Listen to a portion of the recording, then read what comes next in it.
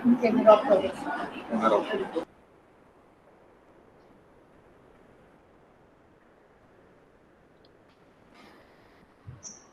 Okay, sir, you can begin.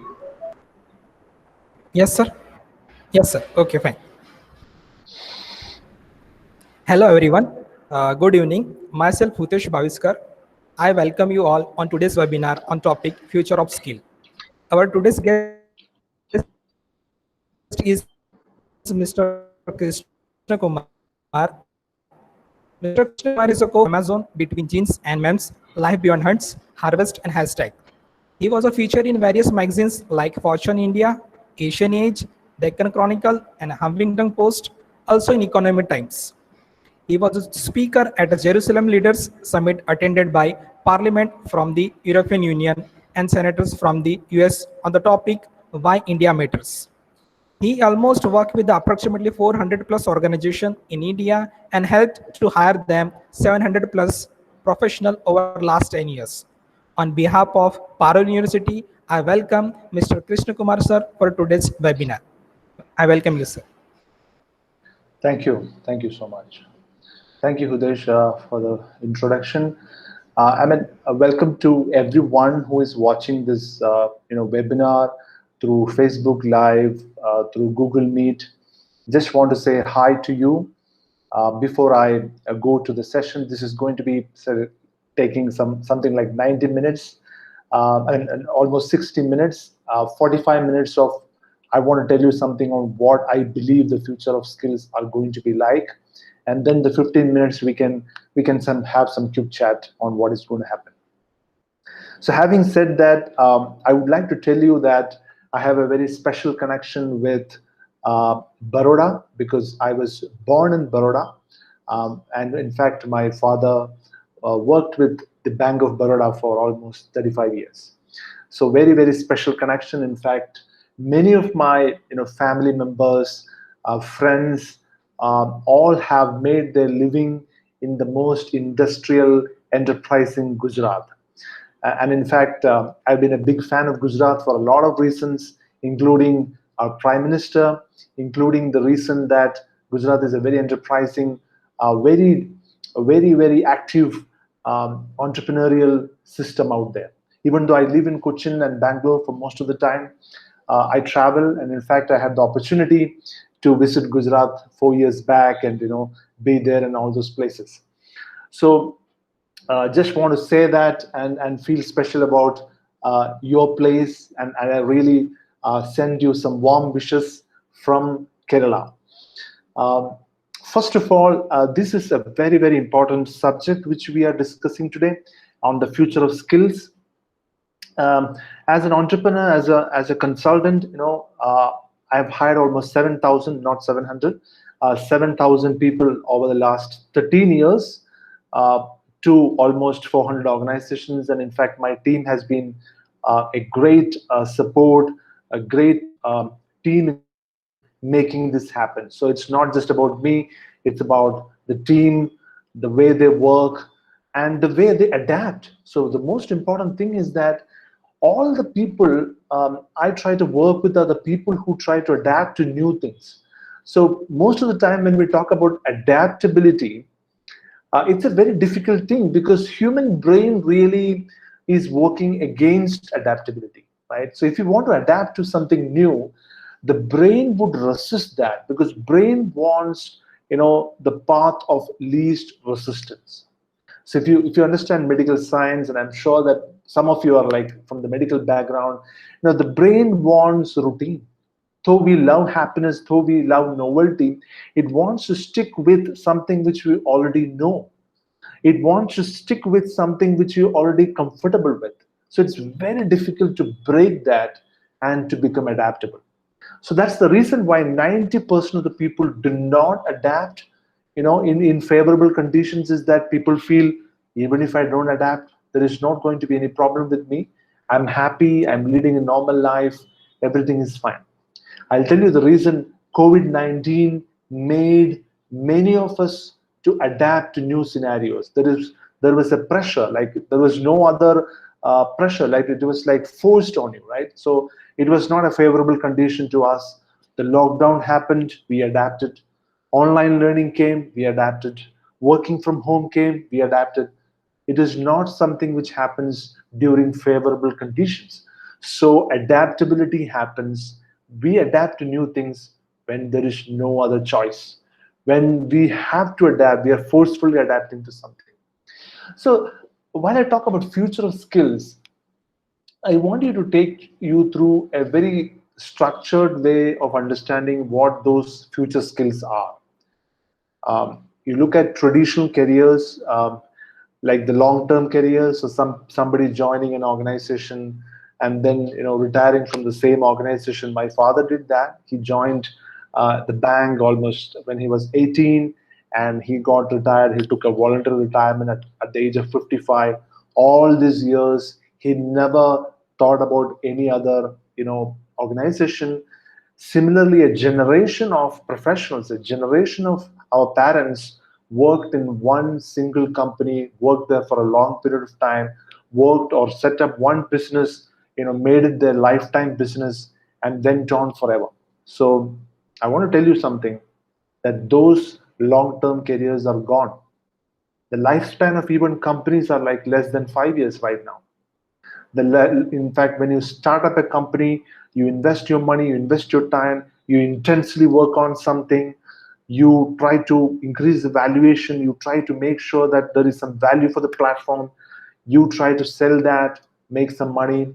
The way we move to another startup. So if there are, you see a lot of serial entrepreneurs where they start one company, create a value, go to the next. So where are the careers, the long-term careers where you work for 10 years, 20 years? Future of skills is about understanding this reality and adapting to new situations really fast. So with that small note, I want to share with you a structured way of understanding the future of work. And of course, the new skills which we must have. Yeah. I hope you can see this future skills. Now, many people think that future is really far away, and we can prepare when the future comes to us, right? Future is far away, like say 2 years from now, 5 years from now, or maybe say, like, I would say future is 3 months from now. Future is 1 year from now. Future is not 10 years. Future is not 25 years. Future is 1 year from now. How do you deal with this kind of a scenario where you understand that future is 1 year from now, and you have 12 months with you have 365 days with you, probably lesser than that, like leave the holidays, you only have 200 days with you. How do you manage to build something in 200 days? It is possible. I want to share with you. So the simple idea I want to share with you is that future is not in the future. Future is starting from right now. So we have to start working on it today. Many people think that you learn something for 3 4 years, you're going to apply the same thing forever, right? This is like a story I want to share with you. There was a wood cutter, like a tree cutter guy. He wanted to go to the forest and cut the trees. And one day he cut 20 trees. Next day he cut 18 trees. And after a month he couldn't cut more than 10 trees a day. What happened is, like, while he was busy cutting the trees, he was forgetting the main fact, to sharpen the axe. So that is about traditional careers. So for example, you sharpen your axe, you cut some trees, you come back, you sharpen your axe, you cut some trees, come back, right? What is happening right now? To cut one tree, to do one project, to start one business, you have to have a new set of skills which was not there earlier. That means each time you want to cut a tree, you have to find out whether the axe is fine, whether the same axis can be used, for cutting this tree, or do I need better? So the tools, the skills, the mental models, the conviction, the energy, the knowledge, the domain expertise, the network, the relationships which require you to do particular stuff is changing for each project. So that means you have a unique opportunity to cut the tree, but you cannot use the same skills for something else. So it's like a combination of skills working all the time for doing projects. So I don't want to share, scare you with this idea, but the idea is very simple. Keep learning, and long-term careers are gone. Now, what is going to happen right now? So there are going to be gig economy, right? You would have heard about something called the gig economy. What is gig economy? That is like earlier there used to be like people get hired to organizations, people work with companies, get salaries, fixed salaries, right? So what do you call it as the fixed income, right? Fixed salary with organizations. You get salary like that. What happens is you're giving pay for the presence. Now from pay for the presence, it is moving to pay for performance. You won't be paid for the presence. You're just going there every day. It doesn't make any difference. You're spending 8 hours a day, in the organization, doesn't make any difference. But the performance you do there makes a lot of difference. So you don't have to go there every day, but the performance matters. The accountability matters. What you do matters. The results matter. So organizations have come to a conclusion that, especially over the last 3 4 years, and especially during COVID-19, they found out that this was the biggest revelation for them. This was the biggest discovery of this pandemic, that people can still manage to get a lot of their work done without going to office. They can virtually collaborate, they remotely learn, they can talk to their managers, get the job done, get really aggressive, have the team meetings all on virtual collaboration like Google Meet or Zoom. Everything is possible. So things are going to be intense. Things are going to be intense, skills based projects and startups, not long term careers. Pay for performance, not for presence. So what is traditional economy? So we all have, so for example, in the last 10 years, we have been moving really fast with high-speed internet connection. People started buying smartphones in the last 10 years. People started using e-commerce. People started making money online. I mean, online trading, online learning, online, buying. Everything is happening online. So people started trusting online platforms. And we are also using social media to understand the world. We're using WhatsApp to share information. Everything has become a phone, right? Earlier, people used to buy a small vehicle, like Mudra loan. They used to buy 1 lakh, get a 1 lakh auto shop, and then they used to get some small employment. People are now buying phones and laptops to set up business. You want to set up a business, you need a phone, laptop, and an internet connection, and an opportunity to seek. And that opportunity may not be there for next 1 year or 2 years, but that opportunity is there at that moment, like 6 months, 1 year, right? Opportunities are limited. The window of opportunities are not 25 years. Window of opportunities have become like 2.5 years, sometimes even less than that, right? So traditional economy is all about same skill many years, right? Many people used to say that I learned this thing 25 years ago in a college. Our parents used to say that, or our grandfather used to say that, I was in this college, I studied there, and I went to work, and then I worked for a long period of time. So this is called the same skill many years. And those days, people used to learn before they do. I want to give you how the new economy works. The new economy works in a completely different manner. The new economy works a new set of skills for each project and learning while doing. There is nothing like, okay, let me learn that, let me take a perfect moment to learn that, let me learn that and then wait for some time and then do it. Opportunity is gone. So what happens in new economy? New set of skills for each project.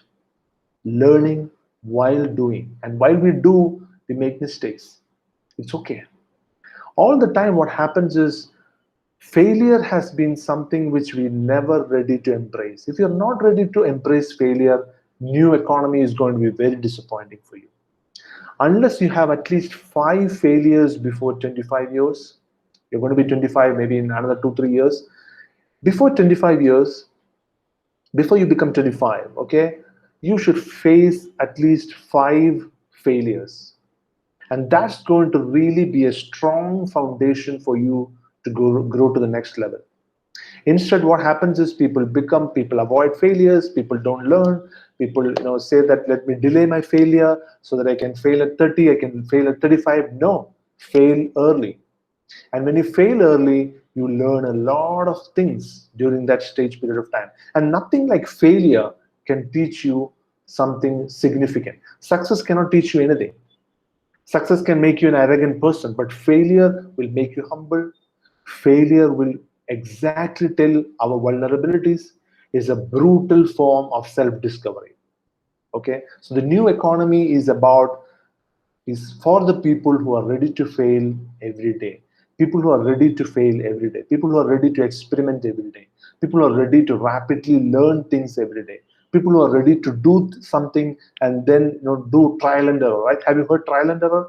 Try, error, try, error. Go repeat. Right? And after some time, you improvise. You improvise the game, and then you reach a level where nobody can beat you. You become a master of that game. Right? So only failure can teach you that kind of a significant lesson. No university can teach you that. Nobody can teach you that. Only failure can teach you. A new set of skills for each project, learning while doing. Now, this is the same point I want to share with you. Learning through painfully doing and not by leisurely study. It's easy to take a textbook and spend 2 3 hours. It's good. It's absolutely good for academic purpose, for getting your exams cleared, for getting knowledge. It's all very important to have the information. It's very important. We call it leisurely study, right? You are in your home, at your home, take your textbook, can learn. But what really goes into learning is the brain understands learning through experience. The brain gets information through studying, right? So you need information, but that's what you call studying, right? You gather information and then you clear exams through writing. It's called studying. What do you mean by learning? Learning is through painfully doing it, and that pain is creating the learning, right? Once you face that pain, that learning sticks with you, right? The reason why most of the life lessons are taught through pain, not through pleasure. So you might be wondering, oh, this is going to be very difficult. This is horrible, right? Um, because nobody wants to go through pain, and everybody wants to be happy. Everybody wants to feel good about themselves. I agree with you. I'm talking about to become successful in what we're doing. Trial and error is about pain. The second thing is the World Economic Forum has come up with an excellent list of 10 skills which are going to be very important in the coming decade, and especially in the next 5 years. And I really love that list because many of the institutions like NASCOM, many management institutions have taken this list so seriously because World Economic Forum has done a fantastic research on what really matters. Considering the change in the technology, considering the change in the world around COVID-19, things are changing, digital transformation, businesses are changing, business models are changing.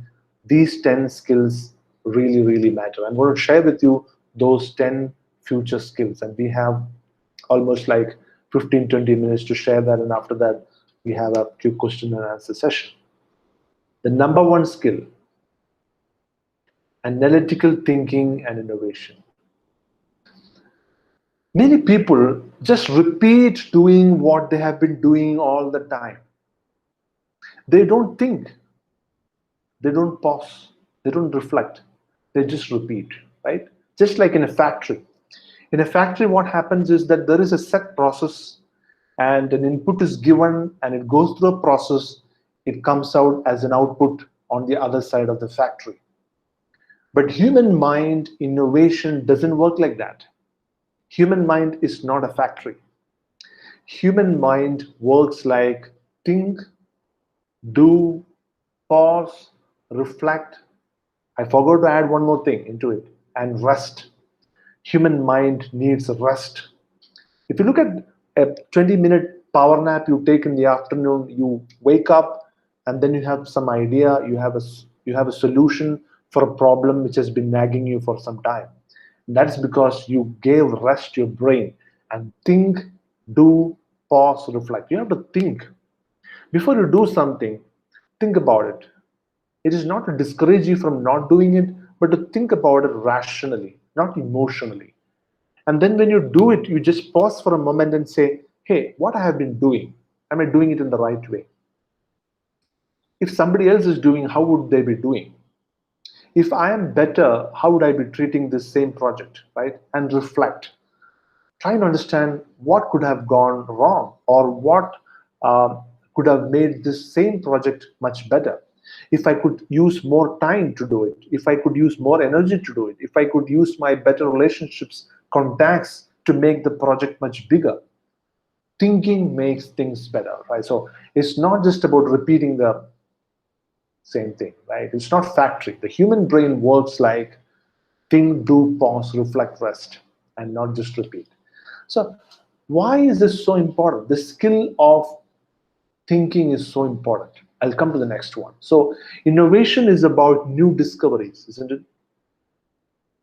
All the products which we're using right now in a hand, including your phone or laptop or smart TV, internet, for that matter, any kind of device which you're bought and you're gonna have fun with or entertainment, or making your life convenient, is about innovation. And this innovation happened because innovators never repeated the same stuff. Innovators thought about it, they paused, they did, they reflected, they rested, they always try to discover new things. So this is going to be the number one skill of the future. And when I say future, the future is already there. The second thing, the most important thing, earlier people used to learn something and apply the same learning forever. So I learned something, I learned the same thing for a long period of time. In new projects, in new businesses, in new kind of startups, or even in new employment, daily learning is going to be part of it. If you want to work for 5 hours, learn for 5 hours. That is what you call active learning and learning strategies. So learning on how to learn. So far you were learning stuff, right? Now there is something which is more important on how to learn, learning how to learn skills faster and apply that in real life business or real life situations. And for which we need to understand the concept of neuroplasticity. We all feel that it's difficult to learn new skills. We have convinced ourselves, because our education system during the school, or even the our parental system, the cultural system, or the social system has told us that hey, this is what you are, this is what you cannot do, this is what you are, that you can do, this is what you cannot do, right? So breaking that thing is what the neuroplasticity is doing. So maybe you can take a little bit of time to understand, Google search and find out what is neuroplasticity and how you can use that to learn new skills. And that's going to be an exciting topic for you to research on. Active learning is going to be more important.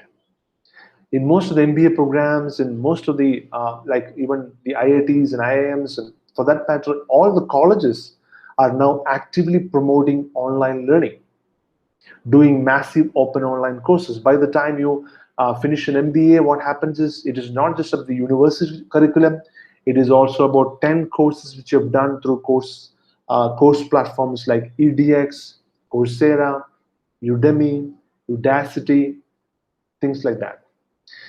America's biggest universities have already funded online learning much bigger.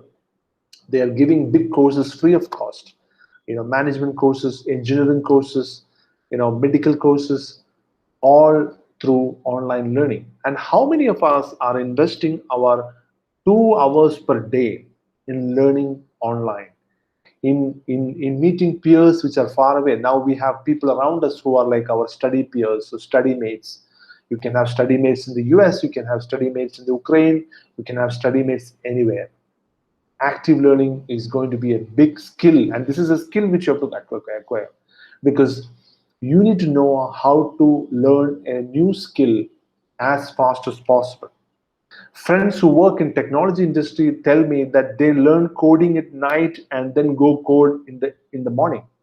So they have 12-hour time to learn coding on specific areas, and then they have to go in the morning and build the product, right? That fast learning is required in certain areas.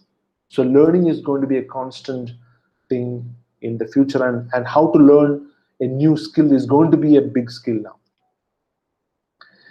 The third thing is creativity.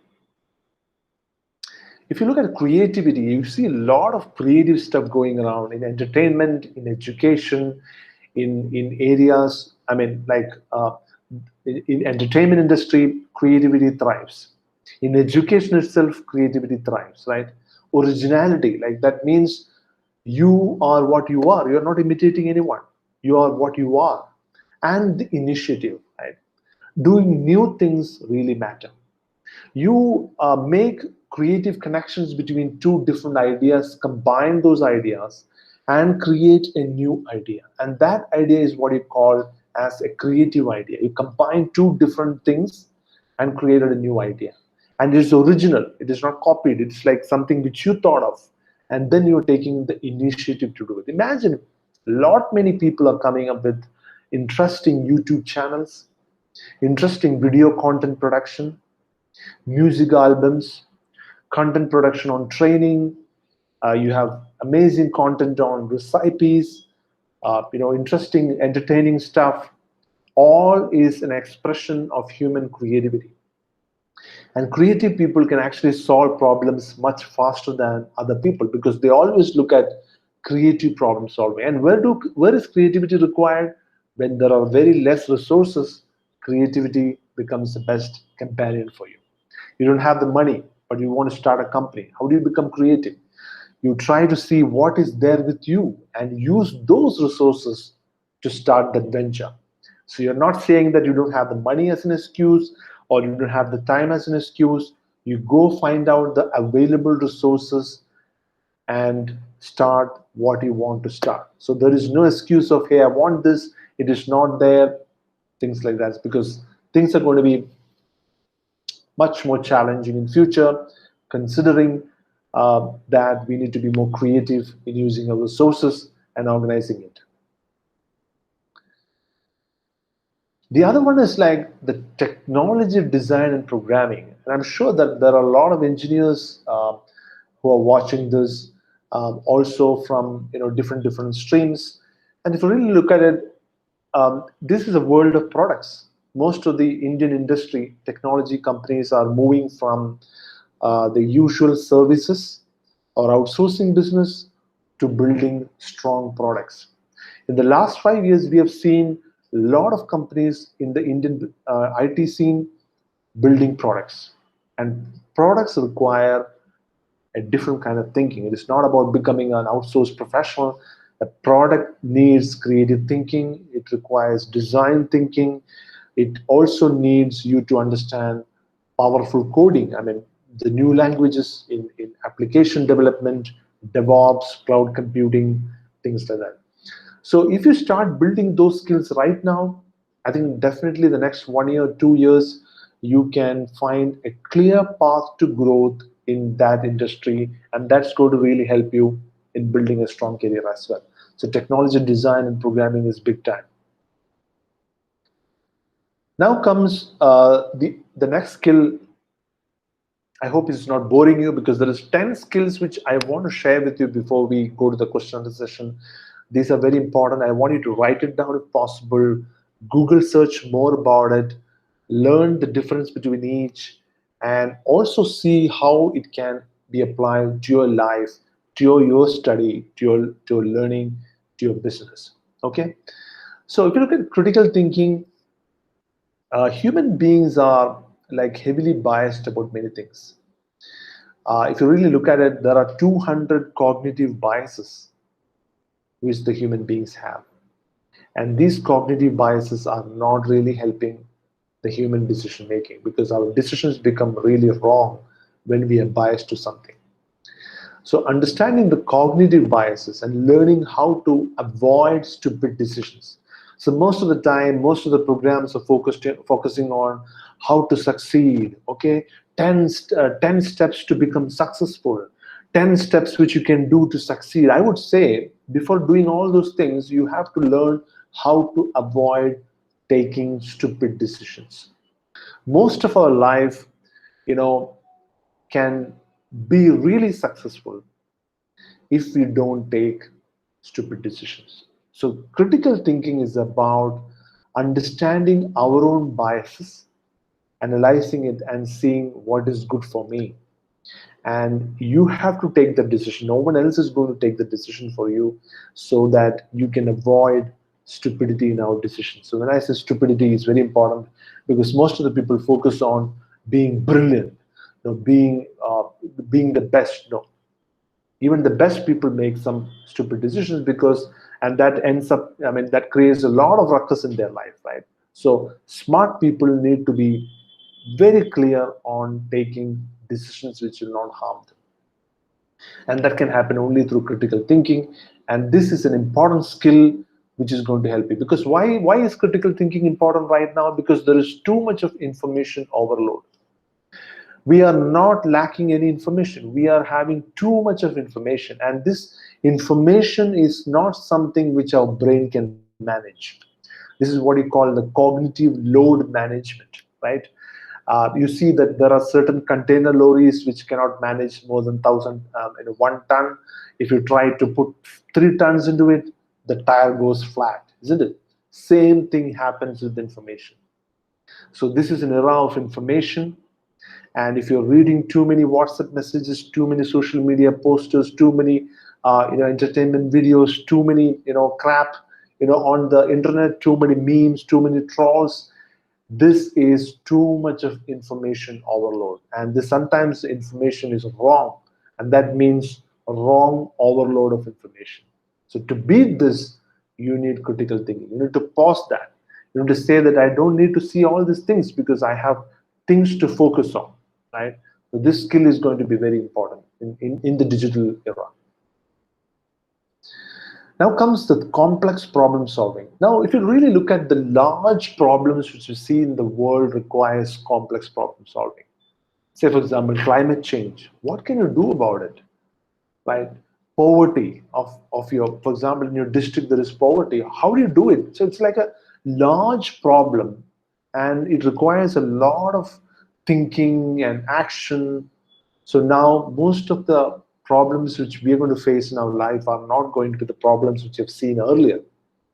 For example, COVID-19, India government has not seen something like a pandemic like this in for decades together. We are seeing, the entire world is seeing this even for the first time. So complex problem solving is going to be the key thing, wherein it gives us a mechanism for identifying these things, figuring out why they are broken, and determining a course of action to fix them. You look at your own problems. Any things go back to a particular root cause. So finding that root cause and solving that becomes a key skill. Many startups are based on complex problem solving. Companies like, say, 6 years ago, Uber, Ola came back because they found a complex problem there, right? And they solved the problem using algorithms, logistics, and on-demand workforce. So similarly, you have an idea on a startup, a business model. You have to start with thinking, how am I going to solve that problem? And problem solvers are rewarded really well because everyone is looking for people who can solve problems. The other thing idea which I want to share with you is that the artificial intelligence, data analytics, blockchain, Internet of Things, robotics, 3D printing, um, virtual reality, self-driving cars, all these technologies are coming into us. And what is the role of a human when everything is taken over by technology? What is the role of a human being like you or like me? We are the people who are going to use leadership as a powerful human trait to survive this technology disruption. So many people are left out feeling that, no, I don't have anything to do because technology is doing everything. This is the time you have to build your social and leadership influence. The reason why many people are building their visibility, many people are helping people, many people are giving value, becoming a leader. Leadership is all about problem solving. It's about critical thinking. It's about analytical, understanding of how things happen. It's about innovation. So leadership is everywhere. So leadership skills are going to be very, very key thing when it comes to the future of skills. The next thing is the emotional intelligence. Many people, I mean, if you really look at it, we have seen people who explode when there is a problem, right? There is a problem and they're not able to manage it. They cry, they make a lot of noise, they're afraid, they're scared, they're frozen. All those reactions come in, isn't it?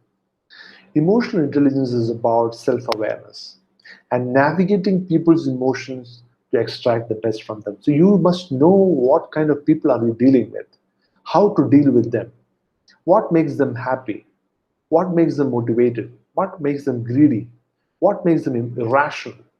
Understanding this is key for any kind of business. And it's about conflict resolution. There are two people who are fighting with each other and there is an opportunity. We can go and do conflict resolution and can make a win-win arrangement. There is negotiation happening, which is also part of emotional intelligence. So friends, I want you to go and search these terms, read about it, watch some videos, and you're going to pick up some real good interest about this, because I know as engineering students, as pharmacy students, as medical students, probably you would not have got time to read more about it, and this is an opportunity for you to pick up some interest areas in management, in business, in innovation, in cognitive skills. That's going to be exciting for you. Reasoning and problem solving. We all are humans and we have our own beliefs, right? Sometimes these beliefs are very emotional. Sometimes these beliefs are superstitious. There is no reasoning for it. And sometimes these beliefs hold us back from doing important things. So we have to use reasoning to take decisions, not superstitions or half-baked beliefs. And as humans, the best progress happens when we take rational decisions, not emotional decisions. Emotions drive us to do many things, but emotions can also push you to stupid things, isn't it? Emotions can make you, vulnerable. Emotions waste your time. Emotions will allow other people to, exploit you. So emotions drive lot many things. So use the emotion to drive your ambition, not allowing other people to exploit you or to be vulnerable. So using more reasons and not emotions is going to be a key skill, and it's going to be a very, very important skill in future, and that's going to really help you. Reasoning through being less emotional and problem solving using reasons. The other one is, like, many of us are going to be either entrepreneurs or we might be, getting into some profession, or sometimes we might get into some projects. We might join our family business. We may start something new. All these requires systems analysis, understanding the tools of work, what kind of technologies we need to use, be it cloud computing or infrastructure to build new things, or some stories which we want to pursue. All these are based on analysis. And analysis requires time. And most of us, what we do is, like, when we are uncomfortable with something, we take our phone and then casually swipe it, right? So we are swiping away a lot of our time because we don't want to take the effort of analyzing something, studying something, and trying to take a decision, because decision is real, load on us. So what we do, when there is some decision, we delay the decision, procrastinate it, go swipe something. We have to stop doing that. And it's very important that future of skills is going to be not something like AI or blockchain. Those technologies are there and it is going to come. I want to talk about cognitive skills, which really matter. And you can be a good AI engineer, a machine learning engineer, a blockchain engineer, or a doctor, or a pharmacist, or possibly an engineer, who wants to build new stuff. Everything is fine. You're going to learn new technical stuff, but these cognitive skills are going to be key in serving whatever you learned to serve for your customers, to serve for your life better. So these are some thoughts which I thought would be helpful for you. And don't forget to go through World Economic Forum's list of future skills 2022. It is not just for 2022; it's going to be for some time. And these skills are shaping really well. If you really look at me, my experience of working with many businesses, many entrepreneurs, many leaders, that people who have these skills are doing really better, are doing they're really building businesses faster. They're building their work well. Um, they're managing people. Uh, these are things which we need to really focus on. So with that, I want you to kind of ask some questions, and I hope it kind of give you some picture about what the expectations are going to be like in future from people like you, and how we have to be prepared for that. And if you really notice it, these 10 skills are much simple skills, but these are skills which we need to explore more. So I hope each one of you have taken a little bit of time and interest to write down the main points. I hope you do that with a paper and pen, and then do more research on that. And it's going to be fun. You can watch videos, you can go back and see what exactly those terms are, what the examples are, and how you can use this to as a toolkit for success. Yeah. So I over to Hudesh, and I want you to probably get some questions, and then we can go straight to answering them. And we have only 1 hour, so I think in another 15 minutes. Yes, sir. Yeah.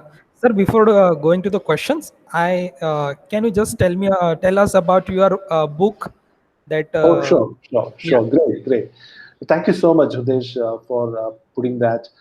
See, in fact, I released the book in 2020. That was in the month of February. I've been writing, for almost 4 or 5 years now. And what happened was, like, when I was writing it in my blog called krishnakumar.co.in, I used to send sometimes some of the interesting pieces, which I feel is really good, to some of the publishers. And one of the publishers, kind of emailed me saying that, can you do it a bit more lengthier? So I usually write some 1,000 words each blog. So he wanted me to write, 2,000, 3,000 word blogs, and I started writing. This book is all about critical thinking, right? All the problems which we see right now, if you really look at it, critical thinking is not about thinking critically, okay? It's about investigating into it and finding out the real reason for why it happened, or reason for why it didn't happen, right? It's about thinking more into a problem, right? Why is it so important? Because right now, because of the internet, if you're uncomfortable with the problem, the first thing which we do is go check a phone. The problem is forgotten, right? But the problem still exists, right? The problem still exists, but you can avoid the problem by going and swiping your phone. So this book is all about, I mean, there are 80 chapters in the book, which also talks about education. It talks about money. It talks about how people, do all sorts of things for getting social status. It talks about pleasure. It talks about pain. It talks about the human evolution. Most importantly, in a critical thinking perspective, right? So that the book is available Amazon on Kindle.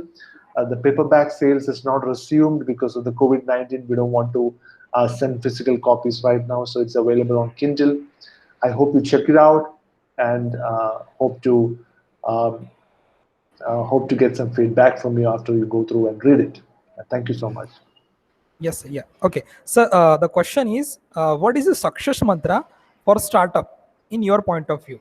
One of the students asking question, Okay. what is your success mantra for startup in your point of view? All right.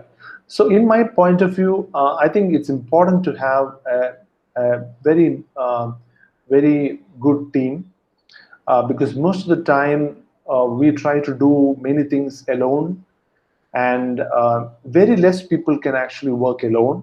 Okay, there are a lot of single founders who have been successful. I agree to that, but it's always good to keep uh, your close people into it, so that business is a very hard journey, right? So, but when the journey goes really hard, you need people who can support you, people who can understand your mission, okay, and be there when things go wrong. Because when things go right, we have all the resources to buy, hire, do everything. But there are possibilities, right? So you have the good times, you have the bad times, and business is not just about enjoying the good times. Business is also about navigating the bad times, and navigating the bad times can be done only through having some really good people around you. That is number one. Number two is that we should really understand, it is not just about jumping into an opportunity and just go and do it. Am I going to wake up every day and do the same thing, even if things go wrong? This is the first question which you should ask yourself, right? Many people are getting into businesses because there is an opportunity, and there is an opportunity to make some quick money, and then I might do it, but there is no money, then you don't feel like doing it, right? These problems exist everywhere. So, if you want a company, or if you want a business which can survive all these things, it's important to see that whether you will be personally motivated to wake up every morning and say that I'm going to do this for the rest of the day, and for the rest of the week, for the rest of the month, right? For the rest of the quarter, right? That's the key thing which I feel is very important for business. And the third thing is that definitely the revenue part of it. So most of the startups are like a very fanciful about the concept, right? The concept is really wonderful. So it's also important how much money it can raise, or how much money it can make from the market. So there are only two ways in which a platform can really go to the next level. One is that it makes money from the market. Second is that it can raise money from the investor, right? So these three things I consider are very important in the initial phase, especially in the first 1 year of any business, especially the new economy business. I hope I answered the question. Yes, sir. Yeah. So next question is, what if I failed several times and then also not getting success? What should I do? Okay. I told you about failure, and we should be ready to fail. But only thing which we should not be ready is to not learn from each failure. People fail multiple times, but if you fail and then you don't learn from it, then we fail actually, because failing in itself is not a problem, right? So failing and not learning from that failure is the biggest failure. So I would say you can go ahead, use your passion, uh, do many things. You can still, things can go wrong and you can fail. Reflect on it, like we discussed, one key skill, critical thinking, right? Or analytical reasoning for why we fail. What are the exact reasons for why it happened? Try to understand that. Don't try to blame other people, right? Most of the time when we fail, we would say the market is not good, my father didn't give money, or the machinery got lost, and all those funny reasons. The reason is all coming back to you, right? And we should know what happened. Did I really calculate the stuff which I should have done, right? So learning from failures, each failure really matters. And sometimes we don't get the real picture. I've seen, if you really look at it, the startups which are becoming successful now, these are not startups which have become successful in the first instance itself, right? There are successful entrepreneurs whose startup becomes successful or projects become successful after they fail at least 3 4 times. The reason I told you, like, you have the luxury to fail till 25, 30, 35 anytime. But are we learning from it? Do we know exactly what is the reason we are failing? And that will help you to become better. I'm not saying successful, become better in the game next time. Yeah. Sir, next question is how to make perfect decision for any best idea. Okay. Suppose any student is having idea, so how to make a decision for that idea? Okay. I think it's a very small model which I want to share with you is that in business we used to say it's a very, very simple model. I probably not many people know about it. It is about taking a paper and pen, right?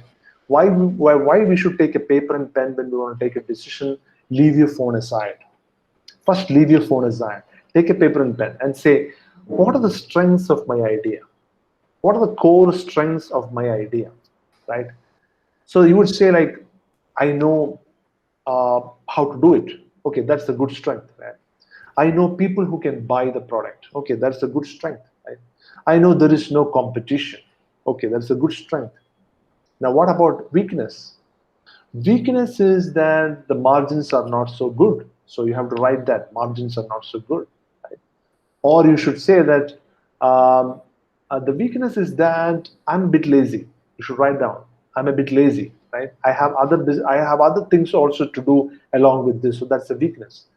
And then comes the threats. What are the threats of this business, and what are the opportunities, right? When you write it down, usually what happens is when we are fascinated by an idea, what we only think about is the strengths of the idea. We don't even think about the weakness. We don't even think about the threats. We don't think about how things can go wrong. We don't even think whether it is legal or illegal, whether ethical or unethical. We just feel good about the idea, right? We feel this is great and I can do it, right? We don't even look at the opportunities of building it, right? So having an objective view of strengths, weaknesses, opportunities, and threats, we're talking about SWOT analysis, can actually help you to understand whether this is a good decision or not, right? And when you take a decision, ask yourself 3 times: is it an emotional decision? Is the decision driven by emotion? Somebody challenged you, your girlfriend challenged you, your mother said something, your father said something, your sibling said something. Is that the reason you're going to do it? Or is it because you want to do it, right? So if it is emotionally driven, it has got less life in it. If it is rationally driven, you stick with it and you really go deep into it. And that's the model which I want to give you. The other thing which I want to give you is the more information you try to consume about a particular business, the more confused you can become, right? So you should use possibly the common sense. You have the powerful thing called common sense, right? You have the common sense because as humans we have the survival mechanism, and common sense is given for survival, right? And you should use that. Again, I'm telling you, there are a lot of distractions. We are distracted always. In a day, look at the times you're distracted. Even while attending this webinar, you're looking somewhere, you're checking your phone, you're doing many things because we are distracted. We are not able to be present in that moment. The reason why most of the time we fail to take the right decisions. So decisions are driven by focus, by attention to the problem, by not being emotionally driven, by being analytical in your approach, by saying that strengths and weaknesses. Let us also look at the weaknesses of the idea and then be aware about that, and then you will form a decision which is good for you. Yes, sir. One last question as a time due. Sir, the question is how critical thinking help students in startup? How Yes, critical yeah, thinking helps students in startups? absolutely. Very important question. The biggest problem which we have right now is the fear of missing out.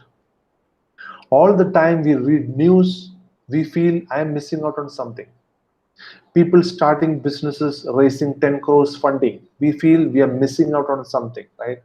This is what you call the FOMO, the fear of missing out, right?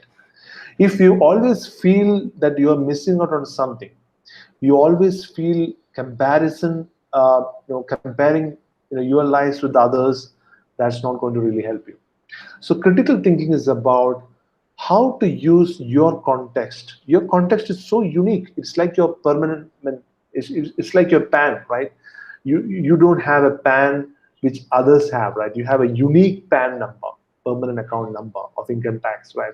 Or you have a Aadhaar number which is very unique. You cannot even share with others. Similarly, you have a context which is so unique which you cannot compare with others. So you look at your context, look at the resources around you, look at what your time offers you, look at your energy, look at your health, look at the people around you, look at your skills, look at your motivation to do that. Okay, go inward when we start wanting to do something, not outward, because outward is a lot of things happening, right? But what matters to you and how you relate to that is the most important thing. So critical thinking is basically about you evaluating a situation, a context, relationships around you, the thing which is important for you in a perspective which is not by comparing it with others, but in evaluating for yourself, right? I hope you got the point. It is all about spending time with yourself and finding out what is good for you, not based on competition, not based on market information, not based on something going around, not based on the news media. It's about yourself. Yes, sir. Thank you very much, sir, for all your question answer. On behalf of Parallel University, I thank you for speaking to our students about the future of skill. The student who attend your sessions will really enjoy your presentation. We appreciate your making time in busy schedule to speak to our students. Thank you very much again for your time. Thank you, sir. Thank you all. Thank you all. Thank you.